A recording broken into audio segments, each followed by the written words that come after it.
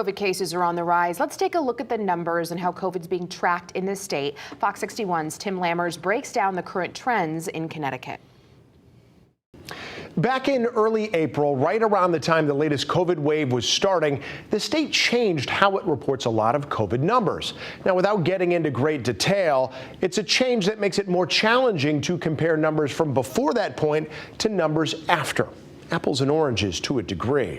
They now do test positivity only for molecular tests and only on a rolling 7-day average. Not that a 7-day average is bad, it's just different. So don't focus so much on what the percentages are. I want you to focus on the trend line here.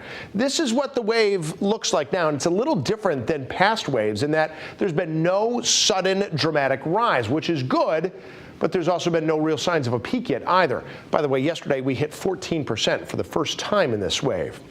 Now, hospitalizations, they're also tough to fully understand when looking at raw numbers because you may remember that the state isn't really drawing a difference between people hospitalized because of COVID versus people who are hospitalized for other reasons and just happen to have mild cases. But nonetheless, you can use these numbers to look at the trend, and that trend here on the right side, once again, also of slow, steady growth, and it's closing in on the heights of where we were right about 360 at the first part of the Omicron wave.